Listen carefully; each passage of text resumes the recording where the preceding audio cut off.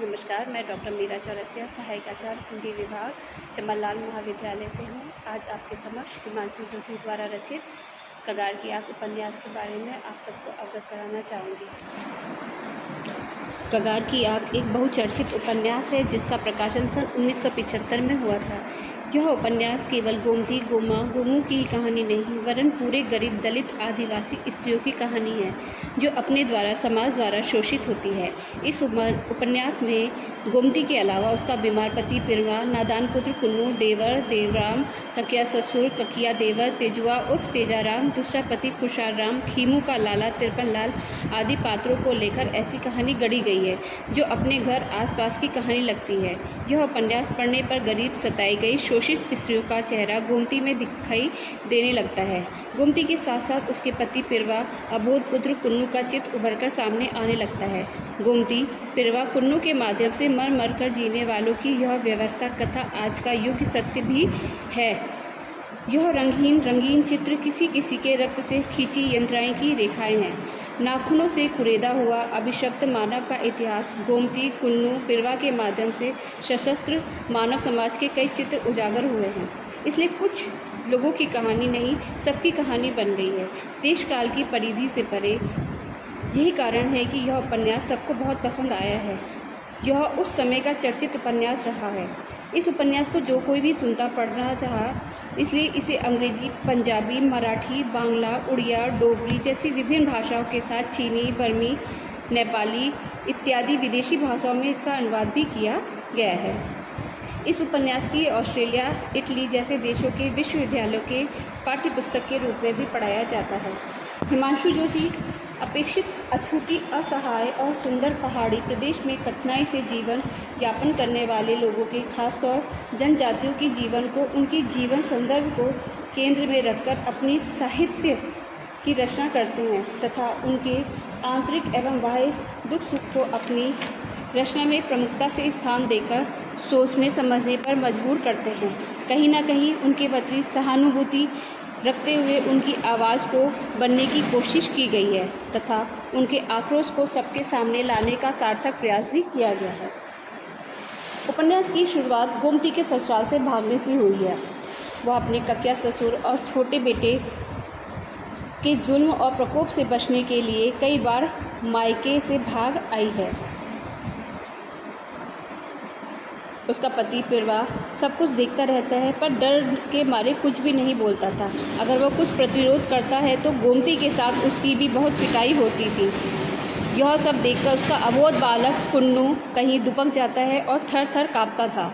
अक्सर वह मायके पहुंचकर अपने घर अपने पर हुए जुल्म को माँ से बताती, परंतु बूढ़ी माँ भी क्या कर सकती थी। वह भी लाचार थी क्योंकि गोमती के जन्म के कुछ दिन बाद ही उसके पिता की मृत्यु हो गई थी।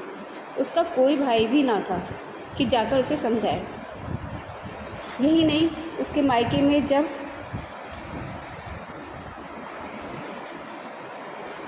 खेती भी नहीं रही थी तो यहाँ आकर रह सके। जो भी ज़मीन थी वहाँ के प्रधान पंडित ले लिए थे। गोमती की बेचारी बूढ़ी माँ भी क्या कर सकती थी, इसलिए वह दिलासा देते हुए कहती है, औरत के लिए केवल वही घर है इजू। माँ को क्या मालूम उस पर क्या क्या जुल्म होता रहता है। रात को उसके पति की फसल रखवाली के लिए भेज दिया जाता है, फिर चुपके से उसके ककिया ससुर उसके बिस्तर तक पहुंचकर उसे हवस का शिकार बनाने को आतुर रहता है। उसका ककिया देवर उसे अपनी रखेल बनाने के लिए दबाव बनाता रहता है। हमेशा दोनों इस पर गिद्ध की तरह नज़र जमाए रहते हैं।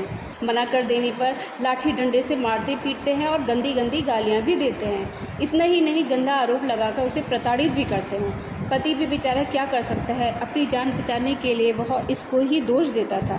कभी कभी इंसान अपने को इतना कमज़ोर समझने लगता है कि वह अन्याय को देखते हुए भी बुज़दिल बनकर सहन करता है, परंतु प्रतिरोध स्वरूप कदम उठाने से कतराता और डरता। अगर कोई उसकी इस बुज़दिली का उपहास उड़ाता है तो इसे छुपाने के लिए आदर्श का सहारा लेना चाहता है। उससे भी बात नहीं बनती तो वह धर्म की बात करके इसे छुपाने का प्रयास करता है। इसी तरह जब गोमती अपने परिवार से अपने किया ससुरे की हरकतों के बारे में बताती है तो वह उनकी हरकतों को जानते हुए भी कहीं कहता है कि तू तो निरा बावली है, इतने बूढ़े पर शक करती है, तुझे पाप लगेगा पर लोग बिगड़ेगा। 13 लोग सुनेंगे तो क्या कहेंगे, बिना बात थू। जब कोई स्त्री या कोई दमित व्यक्ति कुछ नहीं कर पाता, उसको दुख और छुटकारा पाने का कोई रास्ता नहीं दिखाई देता एवं उसे कुछ नहीं सूझता, तो वह इस सुख दुख से मुक्ति पाने के लिए इसी लीला को समाप्त कर चाहता है।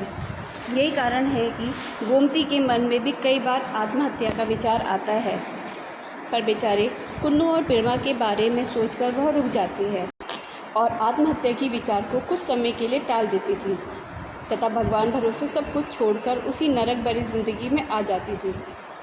एक बार उसे तथा उसके पति को कलिया एवं तेजुआ मार रहे थे। वह बचाने के लिए पुकार कर रही थी, परंतु गांव वालों में से कोई भी उसे बचाने के लिए आगे नहीं आता, क्योंकि वे उनसे उलझना नहीं चाहते थे। लेकिन उसी समय गोमती का देवर फौज से आ गया। यह सब देखकर अपना आपा खो दिया और मिलिट्री के सदे हाथ मारकर तेजवा को लुढ़का दिया एवं काका को हिदायत देकर छोड़ दिया कि आज के बाद मारपीट तो दूर, आंख उठाकर भी इनके तरफ ना देखना। काका, बाप की उम्र के हो, बाप की तरह ही माना है तुझको, नहीं तो आज टुकड़े टुकड़े कर खेत में बिखेर देता। देवराम कुछ दिन घर पर रहा, तब दुख में ही खुशियाँ झलक उठी। वह अपने परिवार के लिए बहुत कुछ करना चाहता था और इसके लिए इस बार पूरी योजना बनाकर आया था, परंतु नियति को कुछ और ही मंजूर था।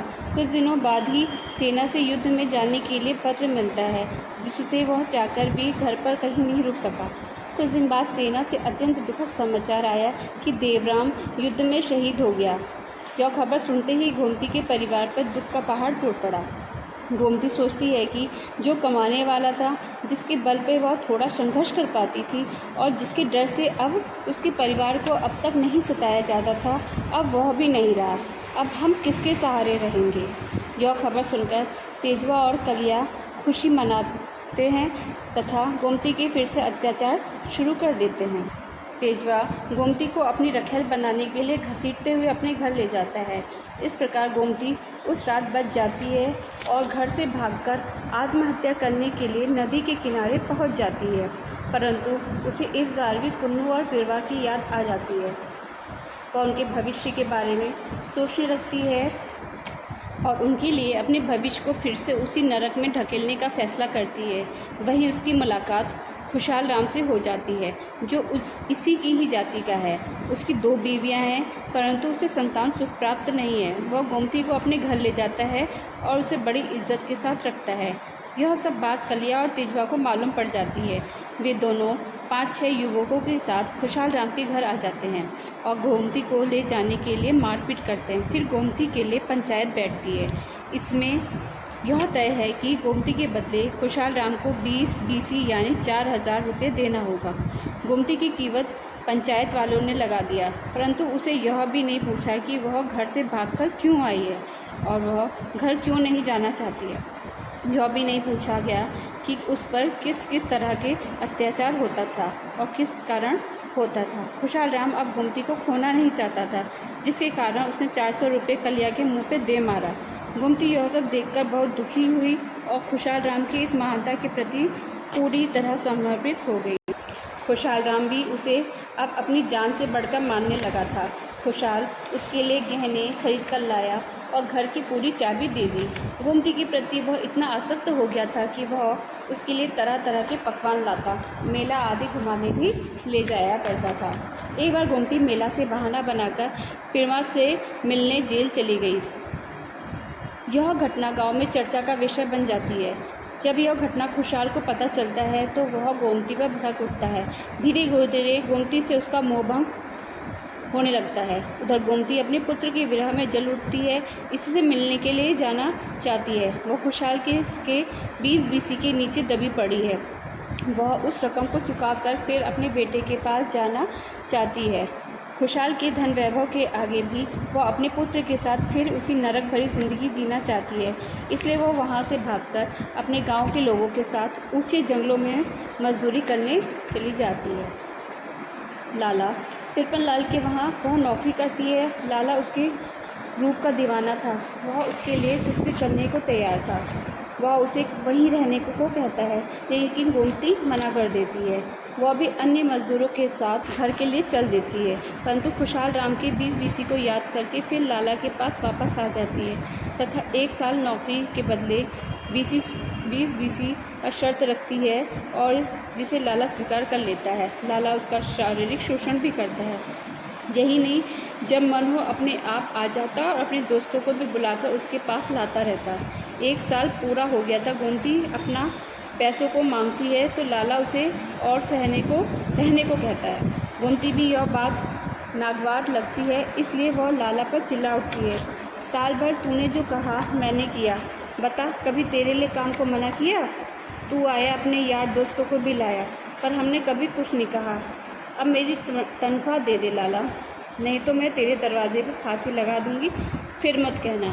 वह लाला से 400 रुपये लेके सीधे खुशहाल राम के पास जाती है तथा उसके मुंह पे पैसा फेंककर अपने गांव लधौन चली जाती है। वहां पहुंचते ही पता चलता है कि उसके पति को तेजवा ने मार डाला और झोपड़ी में आग लगाकर उसे भी जला दिया। गांव वाले पुलिस के डर से सत्य घटना को छुपा लेते हैं।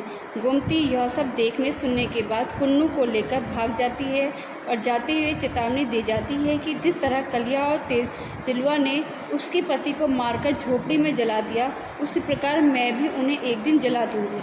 कुछ दिनों के बाद एक घास का घरौंदा धुंधु जलता हुआ दिखाई दिया और बस्ती से दूर काल भैरवी बने गोमती अपने बच्चों के साथ सब कुछ देखने के बाद अंधेरे में लापता हो गई। अतः इस प्रकार कहा जा सकता है कि यह उपन्यास उस स्त्री की कहानी है जो अपने अस्तित्व को बचाने के लिए कगार की आग में हमेशा जलती रहती है। यह उपन्यास उस बदनसीब माँ की कहानी है जो अपने नादान बेटे के लिए हमेशा तड़पती रहती है। यह उपन्यास उस पत्नी की कहानी है जो अपने बीमार पति के लिए और अपने रिश्ते के लिए दूसरों के पैसे वैभव को छोड़कर दिन रात मेहनत करके उसके पास आने को तरसती रहती है। यह उपन्यास उस बदनसीबी भाभी की कहानी है जिसकी शहादत पर फूट फूट कर रोते हुए अपनी ज़िंदगी को अंधकारमय बनाती है। यह उपन्यास उस गरीब स्त्री की कहानी है जिसे पुलिस, सेठ, प्रधान, लाला आदि के शोषण से बचने के लिए हमेशा संघर्ष करना पड़ता है। यह उपन्यास केवल एक क्षेत्र की कथा न कहकर पूरे विश्व की कथा कहता है। इसे पढ़कर अपने आसपास की घटना याद आने लगती है। यही कारण है कि इस उपन्यास को कई विश्वविद्यालयों में भी पढ़ाया जाता है तथा विश्व की कई भाषाओं में इसका अनुवाद भी हुआ है। इसकी कथा को कहीं कहीं अत्यधिक विस्तार दे दिया गया है तो कहीं अत्यंत संक्षिप्त रूप भी समाहित कर दिया गया है। अतः अंत में कहा जा सकता है कि यह उपन्यास समाज के यथार्थ को लेकर लिखा गया एक सार्थक, सामाजिक एवं रोचक उपन्यास है। धन्यवाद।